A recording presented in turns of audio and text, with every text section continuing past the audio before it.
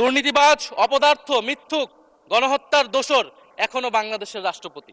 সরকার দলের সদস্যরা অনেকে গৌরবের সাথে বলেছেন যে যেই রাষ্ট্রপতি জিয়াউর রহমানের বিরোধিতা করেছেন সেই রাষ্ট্রপতি এখন জিয়াউর রহমানের প্রশংসা করছে। মাননীয় স্পিকার, গাধাকে দিয়ে আপনি হাল চাষ করিয়ে এটার মধ্যে কোনো বাহাদুরি নাই। রাষ্ট্রপতির উপর ধন্যবাদ জ্ঞাপন বক্তব্য, রাষ্ট্রপতির বক্তব্য আমি শুনিও নাই, পড়িও নাই, এবং সেই বক্তব্য দেওয়ার সুযোগ করে দেওয়াকে আমরা প্রত্যাখ্যান জানিয়েছিলাম। আমরা খুব স্পষ্টভাবে বলেছিলাম যে এই রাষ্ট্রপতির অপসারণ প্রয়োজন, তাকে গ্রেফতার করা প্রয়োজন। এই রাষ্ট্রপতির আর কোনো অধিকার নেই বঙ্গভবনে থাকার, এইখানে এসে বক্তব্য দেওয়ার। প্রেসিডেন্ট শাহাবুদ্দিন চুপ্পু, তার কিছু কুকীর্তির কথা মাননীয় স্পিকার হাউসের সামনে তুলে ধরছি। তিনি দুদকের কমিশনার ছিলেন। তাকে দুদকের কমিশনারের করা হয়েছিল 3টি অ্যাসাইনমেন্ট দিয়ে। 1 নম্বর হচ্ছে খালেদা জিয়া এবং তারেক রহমানের বিরুদ্ধে দুর্নীতির অভিযোগের শাস্তি নিশ্চিত করা। 2 নম্বর পদ্মা সেতুর দুর্নীতির অভিযোগ থেকে আওয়ামী লীগকে ক্লিন শিট দেওয়া। 3 নম্বর ফখরুদ্দিন মঈনুদ্দিন সরকারের সময় শেখ হাসিনা সহ আওয়ামী লীগ নেতাদের বিরুদ্ধে হওয়া দুর্নীতির মামলাগুলোকে বাতিল করে দেওয়া। এমন একজন ব্যক্তিকে বিএনপি সরকার রাষ্ট্রপতি হিসেবে এখনো মেনে নিচ্ছে মাননীয় স্পিকার। আরেকটি ঘটনা বলি, 2009 সালে শেখ হাসিনার ক্যাঙ্গারু আদালতের নির্দেশে এই শাহাবুদ্দিন চুপ্পুর নেতৃত্বে 3 সদস্যের judicial inquiry commission on minority torture in 2001 করেছিল শেখ হাসিনার ক্যাঙ্গারু কোর্ট।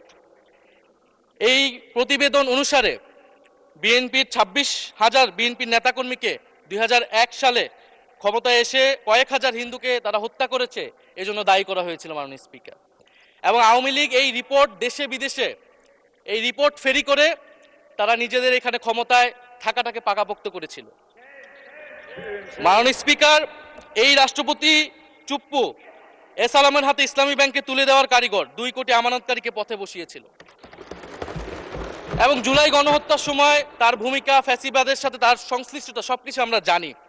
আমাদের দুর্ভাগ্য, এই দুর্নীতিবাজ, অপদার্থ, মিথ্যুক, গণহত্যার দোসর এখনো বাংলাদেশের রাষ্ট্রপতি। একটা আলোচনা কয়েকবার এসেছে যে রাষ্ট্রপতির অধীনে কেন শপথ নিয়েছি আমরা বলতে এখানে ব্যক্তিগতভাবে আমার কথাই বলেছে, কারণ আমি এখানে শপথ নিয়েছিলাম। তো মাননীয় স্পিকার, সেই সময় প্রেক্ষাপট আর এখনকার প্রেক্ষাপট কি এক?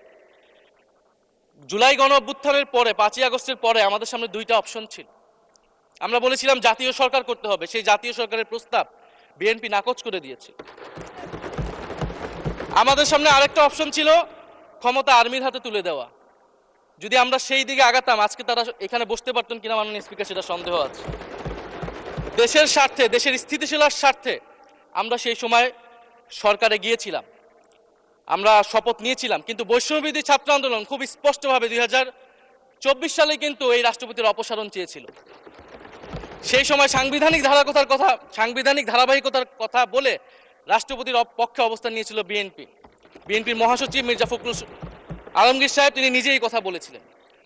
ফলে এখন তো একটা নির্বাচিত সরকার মাননীয় স্পিকার, এখন তো চাইলেই বিএনপি রাষ্ট্রপতি পরিবর্তন করতে পারে সরকার, এবং আমরা বিশ্বাস করি বিএনপিতে সেই ধরনের যোগ্য আস্থাভাজন ব্যক্তি নিশ্চয়ই রয়েছে। এবং সরকার দলের সদস্যরা অনেকে গৌরবের সাথে বলেছেন যে যেই রাষ্ট্রপতি জিয়াউর রহমানের বিরোধিতা করেছেন সেই রাষ্ট্রপতি এখন জিয়াউর রহমানের প্রশংসা করছে। মাননীয় স্পিকার, গাধাকে দিয়ে আপনি হাল চাষ করিয়ে এটার মধ্যে কোনো বাহাদুরি নাই। এটা আপনাদের দেউলিয়ত্ব, সরকারের দেউলিয়ত্ব যে সরকার এখনো রাষ্ট্রপতি পরিবর্তন করতে পারছে না মাননীয় স্পিকার।